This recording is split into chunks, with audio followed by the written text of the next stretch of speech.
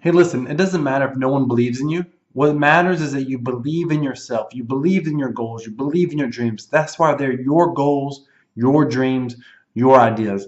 Listen, over 14 years ago, when I first started working from home and I had the idea of wanting to be able to be an entrepreneur, wanting to be able to work from home, heck, it wasn't even about being an entrepreneur. I was just wanting to make some extra income to be able to supplement my nursing salary in the beginning. That I was looking at, maybe paying off some debt, and eventually I wanted to be able to do something where I could be a nurse part-time, but I could earn a full-time income from home, and I could set my own schedule, be in control of my time. I wouldn't have to work every other weekend, every other holiday. I mean, my goals weren't huge in the beginning, but I wanted to ultimately have the decision to be able to be self-employed. And even at that stage, nobody, and I mean nobody, really encouraged me or believed in me. Well, let me take that back. Social scientists say that we know 2,000 people by the time that we're 18 years of age. 2,000 people. I was 24, 25 when I first started looking into working from home, trying to start my own business. And at that point in time, the only people who believed in me, I had a business coach who believed in me.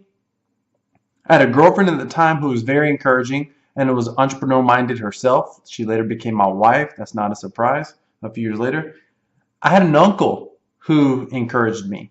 And that's just who he is. He's a very encouraging person. And I remember he used to say, son, I believe you can do this. Son, I believe, if you want this, you can do this. And I'll never forget that. I'll never forget that. My Uncle Pat was one of the only people in my life that even encouraged me a little bit. Listen, I'm a twin. I have a twin brother. My own twin brother was discouraging. And it's important that you understand that people in your life, they're not necessarily attacking you. Most people will be discouraging for several reasons. Like in my brother's case, and even my mom's case, sometimes it's their own lack of belief in themselves. People will put their own lack of belief in themselves on you. They'll project that on you, and they'll project it as disbelief. My brother at the time, we were in our 20s. He didn't have a great big vision. He was a serviceman in the military, he was in the Air Force, he was an airman. And he didn't have a great big vision or belief of ever doing anything great in life. I mean, his whole goal was to, get through the military and sometime either retire in the military or do something else, retire and have some sort of a small viable pension. At the time, that was the extent of his goals. So in my case, he would say things like, what are you doing? You've got a good job. I was working as a nurse. You've got a good job. Why would you want to do anything else? You're an idiot and a moron to spend your money investing in the business ideas and training and things like that. Everything's basically a ripoff. The classic cynic. I remember my mom one time, I was doing basically I was doing a sales call essentially at her place of employment. She didn't even know it. And that was my plan when I showed up. And I remember that she just made a comment to her boss, by the way, which is who I was going to do the sales presentation to at the time. I was working for a company that offered benefits basically to employers. And she made some comment like, oh, Jackie, you're just so idealistic. And she said something along the lines of, he always believes that one day he's going to, be successful doing something, but basically something to the effect of that's not who we are. My mom was not trying to set me up for failure. She didn't even know what she was doing at the time.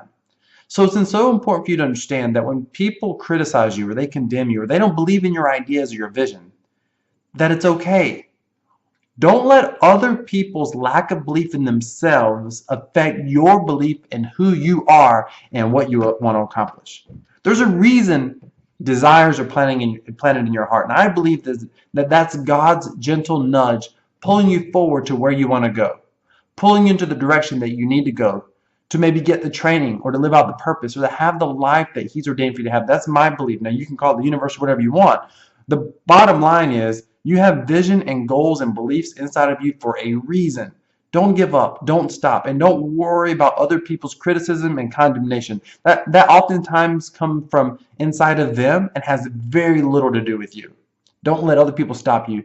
Don't let other people hold you back. You are meant for something extraordinary, and you're meant to be great. Have a great day, and God bless.